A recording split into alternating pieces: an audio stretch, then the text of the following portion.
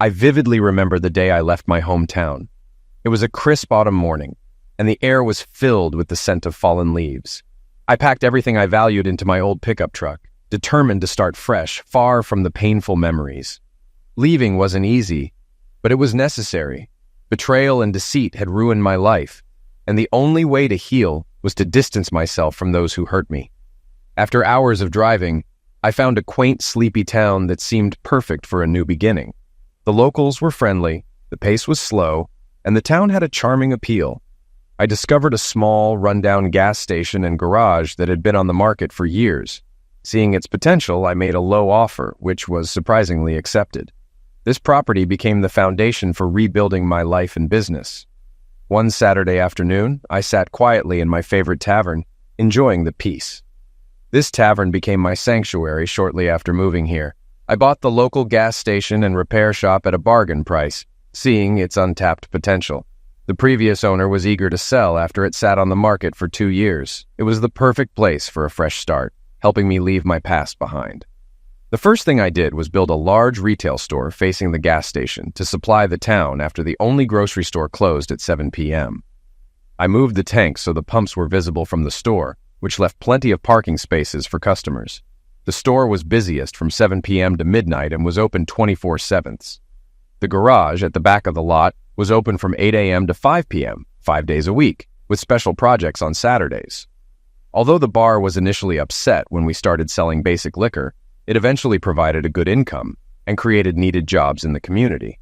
The business became very successful after restructuring the store's internal merchandising, thanks to a woman I hired.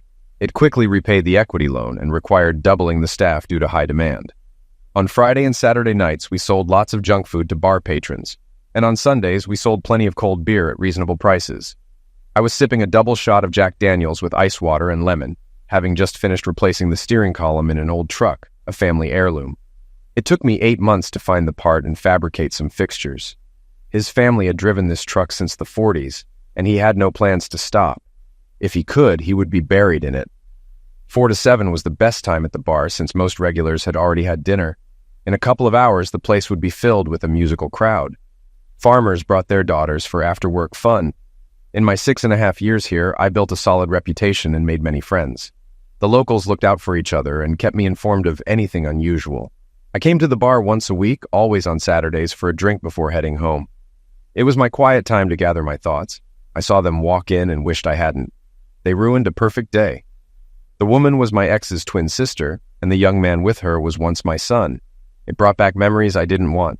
I realized you can't see evil when you live with it. The boy had grown up and looked more like his biological father. This proved the truth always comes out. Why were they looking for me now? They chatted with the bartender, showed him a picture, and then left. I was grateful for my long, unkempt hair, beard, and mustache, which made me look different, especially since I had lost weight. No one noticed the message I sent, which simply said, "Come home when I can." About a half hour later, the bartender came over and sat at my table. "What did they want, Tom?" I asked. "They wanted to give you a message. They heard a rumor you live here and came to check it out," Tom replied. "They said a woman named Willa is dying of cancer and wants to make peace." I asked for your picture, pretending not to recognize your name. "Who are they? And what do they want?" I took out a cigarette, ripped off the filter, and lit it. "The woman is my ex-wife's twin sister. The young man is my ex-wife's illegitimate son, whom she passed off as mine for years. Based on your experience, do you think they were telling the truth?" I asked. "From their body language, I'd say they're partly honest, but hiding something big," Tom replied. I nodded. My ex-wife and her sister had always been deceptive, appearing genuine while betraying me. Tom went back behind the bar. My thoughts drifted to nearly 7 years ago when I left, promising not to return for another 7 years. They laughed at me, thinking I was a fool. They learned a hard lesson that day because they never saw or heard from me directly again. They didn't believe how serious or hurt I was. They thought I was just mad at their joke. They had no idea that a few weeks earlier I discovered our youngest child was my brother-in-law's son. That revelation started my journey to this moment. A family member who had seen Willa and Tammy, the evil twins, betray me too often, provided the proof. She called them black witches practicing pure evil. Earlier that week, before I left, we discovered a new insurance policy on me with double indemnity for accidental pass away, totaling $4 million if I died. A wise old woman told me to flee. When I left for my work truck, they had no clue. It was already packed with everything I wanted from my 16-year marriage. I drove away without looking back and ended up 2 states away. Part of this was my fault since I got Willa pregnant when she was 16 and I was 18. My family convinced me to marry her, and soon we had 2 more kids. They thought it was hilarious. Willa told our daughters, "Your father will come back when he cools off. He needs to regain his sense of humor." A few hours later, a sheriff's car arrived at the house. Willa greeted him at the door. "Are you Mrs. Willa Racine?" he asked. When she said yes, he replied, "Mom, you've just been served." She laughed, thinking it was a joke. But when she opened the envelope, she realized I had dissolved our marriage without a second thought. The Grand Dame told me she was shocked. My attorney listed all our assets and liabilities, including a DNA report showing the affair lasted a year. The divorce petition included details, receipts, and photos from their hotel meetings. In the envelope was a letter revealing I was suing her husband for child support, infidelity, and defamation. Their laughter stopped. The joke was no longer on me. I had the last laugh. Their joke was that I was only good for making money. Everything I touched seemed to turn to gold, so Willa and the kids were spoiled and never needed anything. Later, Willa found out I had sold 3 of our businesses, paid off all debt, and sold our 2 apartment buildings for a profit. I canceled all credit cards, removed my name from bank accounts, and signed over my half of the house to her. I took half our worth in cash, reducing our cash flow from $10,000 a month to 0. Willa's sister learned the cost of using me. My attorney froze their assets before they got the subpoena, leaving them broke after the divorce. My attorney called Willa in after the divorce and reimbursed her for 1/4 of their losses. "Why would he do that?" she asked. My lawyer replied, "For him, it was never about the money. It was about principle. He hopes this money gives you a chance to start over and learn from your experience."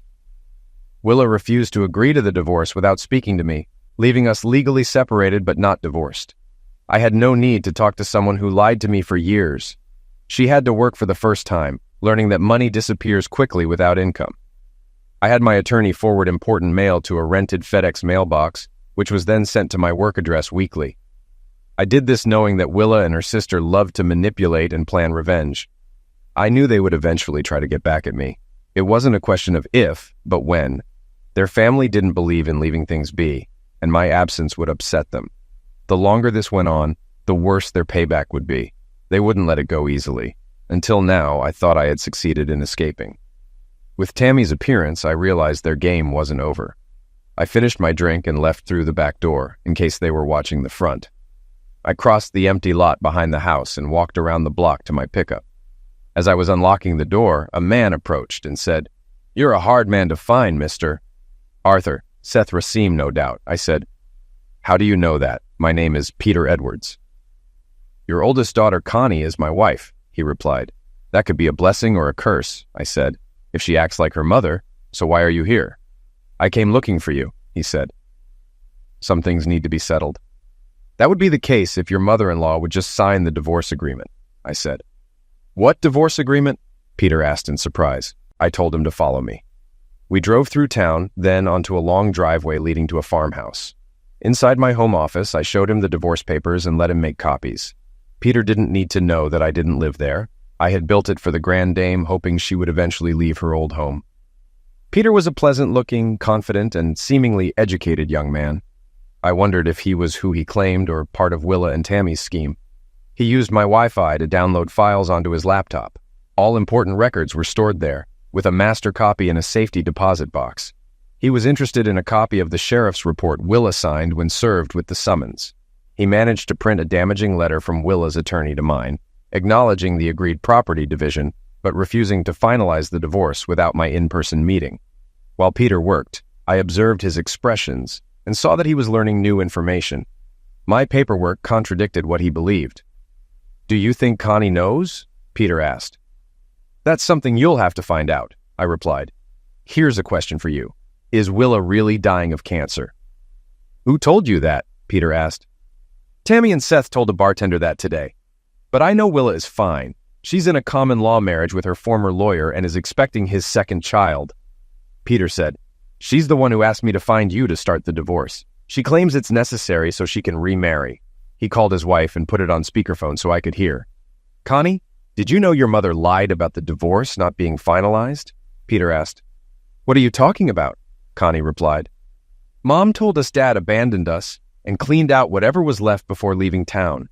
If it wasn't for our stepfather, we wouldn't have survived. I'm sending you the legal file, said Peter. Read it and contact me as soon as possible. While they talked, I grabbed 2 bottles of Bud, opened them, and put one in front of him. Why didn't you tell my daughter you found me? I asked. Connie and I have only been married 2 years, and we just had a son 3 months ago. For now, I'm not going to tell anyone I found you, Peter said. Everyone thinks I'm investigating a case. He showed me his badge, confirming he was a police officer for the Paradise Police Department. I checked the department's webpage on my laptop, proving he was telling the truth.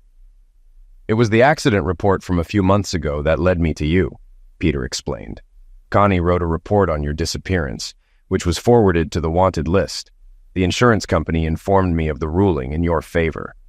So why didn't you tell Connie you found me? I asked again. After reviewing your file, it became clear something else might be going on, Peter said. I wondered what happened to the $250,000 cash Willa was supposed to get along with the house deed. And why are they all lying about what really happened? Yeah, sounds like I've been fed lies too, I said as his phone rang. It's my wife. I'll put it on speaker, Peter said. Please keep it down. Hi, honey, Connie said. Where did you get all this from? Is it true? We've been lied to for years. Seth doesn't know his origins, and neither do I. My sister Karen will be shocked. Mom chastised her for defending Dad. They don't speak anymore. This story contradicts everything we've been told. Mom and Auntie gave Dad no choice. They've been manipulating his life for years. What bothers me is that the divorce isn't finalized because Mom won't sign it. What's really going on? It's true. I got the information from your father's lawyer's widow. I had to go out of state to find her. Her husband kept duplicates of all his records. From the paperwork, it looks like your mother was served with a divorce petition the same day he left, Peter said. I wrote a note for Connie to talk to her great-aunt Josie if she was still alive. Peter nodded. Pete, it's crucial to find my father now, Connie said. He deserves to be free of Mom and her schemes, at least to finalize the divorce. What happened to the money she got? Why did she have to sell the house if it was hers? The more I look into this, the more I wonder what's going on and why she planned to sue him for desertion as soon as she found him. Ask my sister to watch our son a bit longer, and you talk to Aunt Josie about what we found. Maybe she'll open up, Peter said. This must stay between us for now. It looks like there may be serious fraud. Why has your mother been slandering your father for years? I'll need to talk to the district attorney. The $250,000 cash disappeared once it reached your father's lawyer. Don't tell your sister yet. If the DA investigates, it's best no one else knows. I got up to get us some servings, giving Peter privacy until he finished his call. Why do you want Connie to talk to Aunt Josie? Peter asked. Josie gathered all the information about Willa and George's affair, I said. She never married but watched over the family like a mother, raising her only daughter. Being a single mom changed her perspective. She thought Tammy and Willa conspired and used George and me, but their ultimate goal is unclear. If it's true, why? Peter asked. Aunt Josie's granddaughter Jody wants her to move in with her, but Josie insists on waiting until the truth comes out. Jody visits with her 2 sons. Jody leads a very withdrawn life, I said. Socializing with Willa and Tammy takes a toll on everyone. They've used people most of their lives. It wasn't until Josie gave me the material that I realized this. Do you want to ask me about your children before I leave? Peter asked. Not until I know you're who you say you are, I replied. This could be another part of their game. Look into the sudden pass away of my lawyer, because if she's planning to sue me, what makes her think she can win? Peter's face turned white, realizing what kind of people he had married. We decided to trust each other enough to exchange numbers. He promised to keep me informed. I walked him to the door, shook his hand, and said goodbye. After he left, I cleaned up, locked the apartment, and took the long way home to ensure I wasn't followed, giving me time to think. My life had improved since putting the past behind me.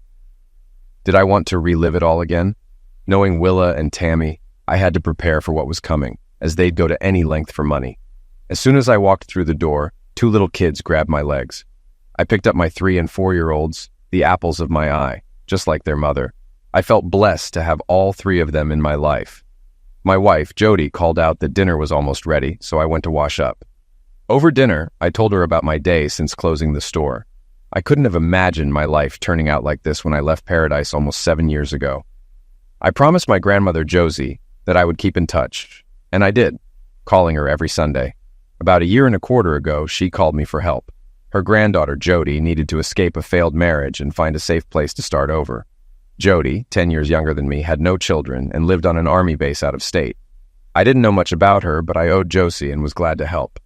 It took me a week to find and partially furnish a 2-bedroom apartment for her in a small town, which was nearly impossible without a friend's help. When I arrived to pick up Jody, she had quit her job, emptied her bank accounts, and packed her bags. Her husband was about to enlist in the Army after his last 2-week training exercise.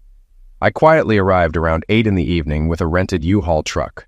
With the help of a few neighbors and friends, we moved everything she wanted into the truck. I left her town in under 4 hours, refusing to say where I was from for safety. As we drove back, Jody and I started to get to know each other. Late that night, she got a call from her grandmother. I smiled when she said, "Yes, Grandma, Art picked me up. You could have warned me he's a wild bushman who might look half decent if he cleaned up." The next day, Josie contacted Jody's attorney to have all her legal documents sent to my FedEx box. Jody warned that her soon-to-be ex-husband could cause trouble, so I took steps to protect her. Jody then took over managing my store and proved to be an excellent manager, making successful changes and prioritizing customer needs. Her personality attracted many new clients, and she established a well-organized, problem-free staff. Josie had to get a restraining order against Jody's ex due to his constant threats. He was dishonorably discharged and moved back to my old hometown, thinking Jody would be there. To keep unwanted attention at bay, Jody wore a diamond ring, which helped her adjust to her new life. She handled banking and bookkeeping, gaining everyone's acceptance as I had introduced her. Jody's honesty and personality made her wonderful, and her long black hair was often hidden from her face. When asked about her ring, she replied, "I'm sure you'll figure it out," sparking rumors that she was my future mail-order bride. She started bringing me lunch on Saturdays, as I often forgot to eat while working, resulting in weight loss. Our relationship grew naturally. Everyone assumed we were a couple, and Josie kept us updated on events back home. We became curious when we learned Jody's ex was friendly with Tammy. The day Jody's divorce was finalized, our relationship deepened. We celebrated with friends at the local bar, sharing our first kiss during a slow dance under dim lights. 6 months later, we moved in together. While the kids were bathing, I shaved off my beard and mustache, leaving only stubble. The kids watched in amazement. I soaped my face and theirs with the bowl and brush Jody bought me for Christmas, much to their delight. Jody walked in, surprised to see the kids giggling with soapy faces as I finished shaving. "It looks like Daddy would look like you with a clean face," Jody teased. "Should I cut his hair too?" Both toddlers eagerly said, "Yes." I laughed and said, "I'll let the barber handle that on Monday." "No, I'll do it myself before you change your mind," Jody insisted. After drying off the kids and getting them dressed for bed, they sat at the kitchen table and watched Jody cut my hair. By the time she finished, I barely recognized myself in the mirror. I told Jody she did a great job. She sent me to shower off the loose hair while she cleaned up. During this, her grandmother called to say Connie had just left. Jody believed her grandmother was ready to confront the family, straightening things out. Connie learned that my 3 children were supposed to receive $600 each per month from annuities I had set up for child support, but they hadn't received any of it. The next week, I endured jokes from everyone about my new look. People asked Jody if she had to blackmail me into joining normal society. Jody humorously replied that I had promised to bathe at least 3 times a week. Most got the joke, some didn't. It was interesting to see how people acted when they believed they were superior. Bird of Paradise informed me that I would be sued in civil court for child abandonment, desertion, and back child support. Jody and I found this amusing, thinking a judgment would lead to a collection service trying to find me. When the mailman broke the news, he also found it funny. His boss and the DA hired an attorney to represent me, using my situation to piece things together. Peter estimated that Willa and Tammy had stolen over $48,000 from each of our children. They re-examined my former attorney's sudden pass-away, turning it into an open criminal case. Jody's ex-husband became a person of interest. If the findings were true, Willa and Tammy faced 7 to 10 years in prison, and Willa's former attorney, now her common-law husband, could be disbarred. The lawyer they hired for me would be paid by them, and I needed to stay hidden to help build a stronger case. We had a few weeks of peace. Then Josie called Sunday night, informing us that paperwork would be filed on Monday. She emailed me everything she had collected over 7 years, including notarized statements, videotaped conversations, and names of attorneys for a countersuit. A $2 million accident insurance policy caught my eye, explaining some missing money. Jody found out it had been purchased 6 months before I left. We spent half the night forwarding information to the DA, certain this was a setup to lure me back. The next morning, Jody called the recommended attorneys and picked one, sending them everything along with a retainer. As soon as Willa's team filed the lawsuit, I would serve them before receiving it. On Friday morning, Jody called me. Josie was on her way with guests, having left Thursday night and stayed overnight at a hotel. This indicated things were heating up. Jody and I decided to close the store on Saturday and have a long weekend with family. Peter was riding with Connie and their son. All Connie knew was that they were visiting Jody. Around 7 p.m., we saw a Ford Explorer and Escape pull up in the driveway. 4 adults got out of the cars. Jody noticed my concern and took my hand. My truck was hidden in the garage, so no one knew I was there. "Who's that with Josie?" Jody asked. "That's Peter, his wife Connie holding their baby, and Karen, my second oldest," I replied. "Are you ready for this?" "As ready as I'll ever be," I said. Jody, holding our youngest, opened the front door. We all came out to greet our guests. Karen burst into tears upon seeing me. I handed my son to his great-grandmother and hugged Karen tightly. Connie handed her son to Peter and joined us. My daughters had grown into lovely ladies, and seeing them together was unforgettable. "Good to see you again, Peter," I said, shaking his hand. After introductions, Jody served a huge dinner. Beef shoulder, mashed potatoes, gravy, scones, Yorkshire pudding, string beans, and hot apple pie for dessert. After the kids settled, we started discussing everything. "First of all, Art, is it okay if I call you Dad?" Peter asked. I nodded. "Then, Dad, the DA believes Jody's ex's car was involved in your lawyer's accident. We're doing a paint comparison with the current owner's car. If it matches, he'll be charged with manslaughter," Peter explained. "The fire that destroyed his office the same night was treated as arson. He was seen in the background on video. Since Willa and her attorney sealed the divorce papers, they think there are no documents to prove what happened. They filed a lawsuit against you this week." Jody looked at me and burst into tears. "I always thought you were overprotective when you moved me here, but now I see you weren't. I thought your questions to my grandmother were excessive, but now I realize you needed to understand who we were dealing with before making a plan." "Willa and Tammy received your lawsuit on Thursday," Josie said. "They must have realized I was communicating with you. We feared they'd start tormenting me, so we came here quickly." "Grandma, we got your house ready," Jody said. "It's furnished, so you just need clothes." "I brought most of it in the car," Josie said.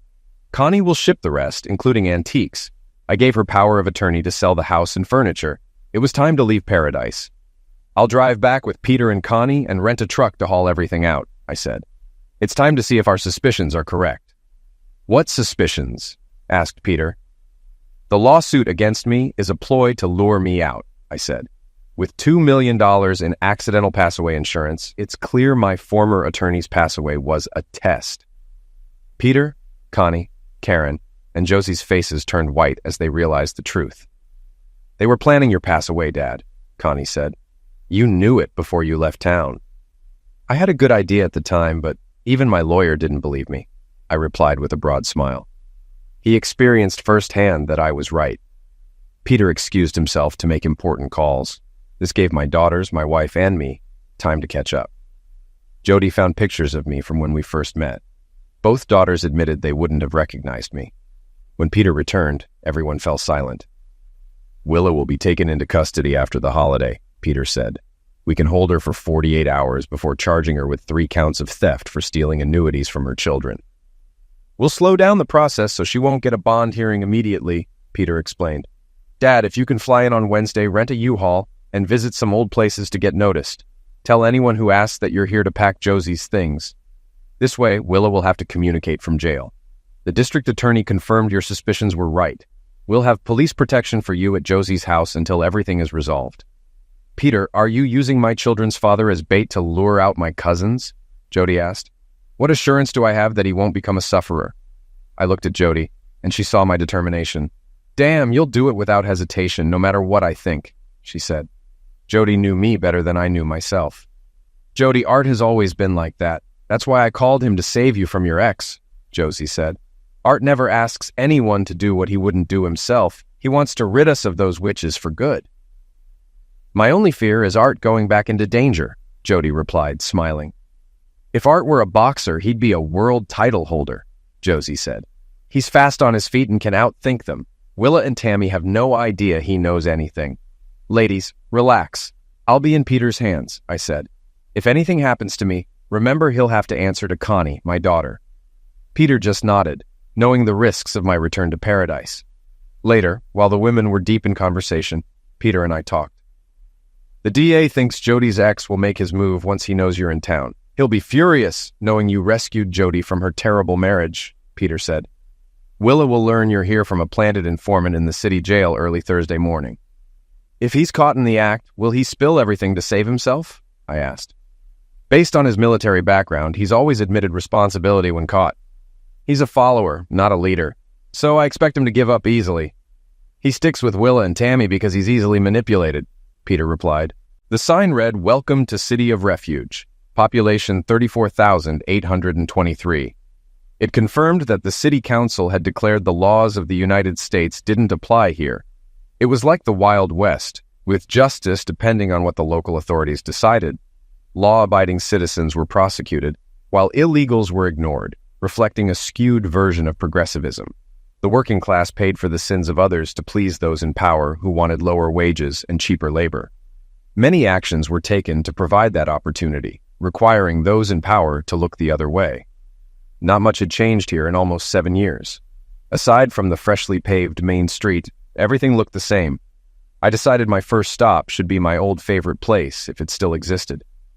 Thankfully, Bob and Betty's Burger Bar was still around, looking the same but freshly painted. I pulled into the parking lot, got out of the U-Haul truck, and headed for the main entrance at 11:15, just before the weekday lunch crowd. I was counting on being recognized since I was a businessman in a former life. We wanted everyone to know I was back.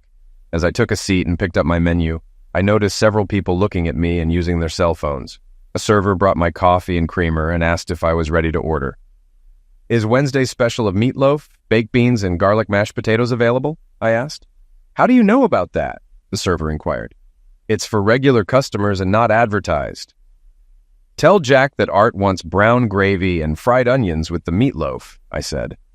The waitress looked at me like I was crazy. I stood up and said, Never mind, I'll tell him myself.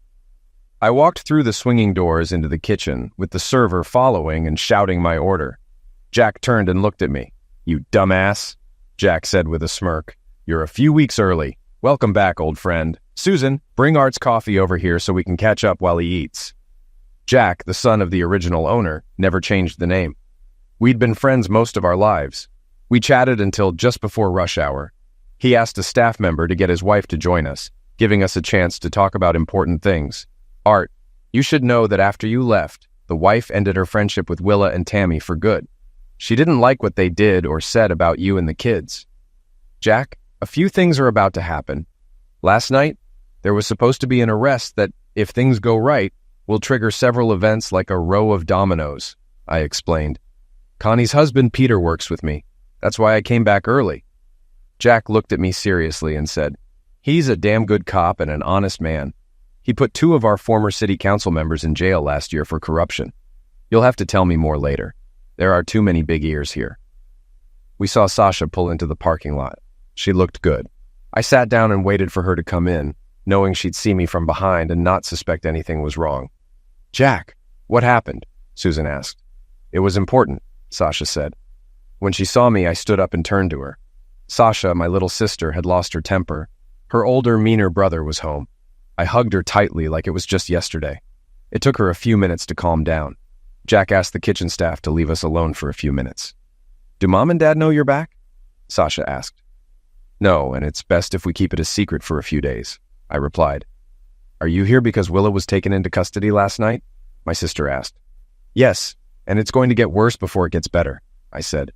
Once I settle in, I'll be under police protection. The police are now looking at my former lawyer's pass away with new eyes, believing it's connected to the arson attack on his office. Jack and Sasha's expressions spoke for themselves. It was well known that the district attorney appointed 3 years ago was trying to resolve many unsolved cases. You're a decoy to draw someone out, Jack said quietly. If this is correct, the arson, liquidation, and several other crimes will be solved in the next few days, I replied. This was all done to force me back to the city. Willa's arrest and my sudden return will disrupt a carefully planned conspiracy. What's behind all this? Jack asked. A $2 million insurance policy with double indemnity on accidental pass away, I said. Insured on me. My sister said, as we walked out of the restaurant to my rental truck. We were chatting when we noticed Tammy pulling up beside us. Where are you staying? My sister whispered. At the Grand Dame's house. I'll be moving her stuff to the new house, I said. She wanted to be away from whatever was about to happen. Josie left town. Why? Sasha asked. She wants to be near her granddaughter and our 2 sons, I answered with a smile. Jody and I have been together for over 5 years. We have 2 boys who recently turned 3 and 4. My sister was in complete shock. How did you and Jody end up together? Josie and I stayed in touch the whole time, I explained. When Jody needed help leaving a failed marriage, her grandmother called me. I moved her to my place. We believe her ex caused my lawyer's pass away and the fire at his office. Do Tammy and Willa know you're aware of what's happening? Asked Sasha. No, but they'll find out soon enough when they start making their moves, I replied as Tammy approached us. Art, I need you to drop part of your lawsuit against us, Tammy said. The district attorney will charge Willa within 48 hours. Unfortunately, my attorney says we can't do that because Willa filed a new divorce petition claiming desertion, abandonment of the child, and back child support, I said. Until the court rules on her claims, everything has to stay as it is. You can't say that. How will we bail her out with no assets? Tammy asked. You have a court order freezing everything? Maybe your father could help by putting up his house as collateral, I suggested. After all, you're both his daughters. Tammy turned and walked away, disappointed. Willa and Tammy's father has nothing to do with them, Sasha said. Not since he found out about Seth's true origins. He says they turned out just as bad as their mother. That brought a smile to my face. Finished with that, I got in the U-Haul and drove toward Josie's house, stopping to pick up packing materials. 3 hours later, I was backing into Josie's driveway. Using the large mirror, I parked close to the garage door. Once outside, I locked up before entering the house. I checked to make sure nothing had been touched inside. Josie said she left the curtains open, but they were closed. I texted Peter to ask if he had closed them. He replied that police officers in the house might have done it. Knowing this, I unlocked the front door and went inside. Mr. Racine, the officer said, holding out a cell phone. Peter Edwards wants to speak with you. Hi, Peter, I said. Looks like those who need to know. No. Tammy talked to me at the burger place after I finished my long lunch. She wanted me to lift the lien on her sister's assets, and I refused. I heard that, Peter said. We taped Willa and Tammy discussing their plans. Jody's ex, Brad Press, came up a lot. Willa told Tammy to let him know that you know where Jody is. That should motivate him to do what we need. Our hunch was right because Brad showed up not an hour later. Willa told him where you were staying. Our informant, who was arrested today, told her you were back to move Josie, Peter said. When Brad asked where, Willa said to her granddaughter, Jody's house. A few minutes later, I saw the garage door open. Climbing into the van, I pulled out bundles of cardboard boxes and started packing up the house. At 6:30 p.m., the pizza from Papa John's arrived. When the delivery driver knocked, I opened the door. He asked if I was moving. I said no, just helping a friend. Brad made his move around 11 p.m. Using a tire iron, he picked the front door lock and slipped inside. Seeing a light in the kitchen, he headed there, pulling a 9mm pistol from under his shirt. He found me sitting there drinking coffee. Hey, Art, Brad said. Willa and Tammy say hi. I'm here to find out where Jody is so I can visit her. Sorry, but I'd never tell my lawyer's eliminator or the man who burned his office, I replied. Before you eliminate me because we both know you will, how much were you promised from the insurance settlement? What makes you think I did it? He asked, taking the bait. Because you seem like someone they could manipulate into doing their dirty work. So how much of the $4 million on the accidental pass-away policy did they promise you? $4 million? They told me it was only $750,000, he said. I laughed and said, Did you know Seth is actually the son of Tammy's first husband? His face turned white. George and I have been manipulated and used by both twins for years. My attorney, working on my divorce, sued George and Tammy for everything they had. Brad's face went white. That's why I knew Willa suing me for desertion and back child support was a scam, I said. The divorce was finalized and just needed her signature. She manipulated me into coming back. That's when I put it all together. You're just another pawn they played. So ask yourself, what are their plans for you? My divorce only delayed their plan to eliminate me. You eliminating my lawyer put their original plan back in motion. You have a chance to set them back for years knowing them as we do. What does your gut tell you? It's hard to watch a fool realize he's expendable once he's no longer needed. I'm screwed either way, Brad said. The fact that your lawyer lost control of his car and hit a tree at 70 miles an hour is manslaughter. Manslaughter would get me life. You could get 5 to 10 for manslaughter, but liquidation is life. When I'm dead, they can claim you acted out of rage over Jody and didn't know what you were doing. Did they set you up to be a scapegoat? Most accidental pass-away policies don't cover liquidation. If you were in my shoes, what would you do? Asked Brad. You'd make a deal, turn in state's evidence, and hope your cooperation is taken into account. That way you'd get revenge on those planning to take you out, I said. Brad put the weapon on the table and said, call the police. I said, Brad, turn around. They're standing right behind you. Connie watched her husband on the phone, wondering what was wrong. Peter had told her that her father was at Josie's. A late call on his cell phone woke them both up. While he was talking, she put the kettle on to make hot chocolate for them. When Peter hung up the phone, he was smiling. Your father surprised us all tonight. He talked Brad out of it and basically forced him to confess everything. The undercover cops videotaped the whole thing. Connie froze with surprise. How did my father do that? He told Brad some facts he didn't know, like the truth about Seth's origins, Peter said. I think your father convinced Brad that the insurance policy wouldn't pay out for liquidation. That was the deciding factor. Even I don't know if that's true, but it created enough doubt for Brad to accept the consequences of a lesser offense instead of life without parole. Aunt Josie always said your dad was a quick thinker, but this was unexpected. What does this mean for my mom and sister? Asked Connie. If Brad agrees to testify against them in court, they'll both be charged with arson, manslaughter, and at least attempted liquidation of your father, said Peter. Connie picked up her cell phone and called Jody to let her know. They made a plan. Josie would watch the kids for a few days because Jody was going to the airport. Connie would meet her when she got a text with her arrival time. After finishing the call, she explained everything to her sister. By then, Peter had dressed and was heading to the station to get Brad's signed statement before the night ended. I didn't wake up until 8 in the morning. The first thing I did was call Jack to get the front door fixed. He said he knew someone, and within half an hour they were there. The door was replaced, new trim and lock installed. The gentleman was just finishing when my daughter Connie drove up with Jody. Jody jumped out of the car and ran to me, tears streaming down her face. In that moment, I realized how much she had been through. Brad was taken into custody last night, I said. He surrendered to the police protecting me. I was never in any real danger. If that was the case, why didn't you call me? Jody said.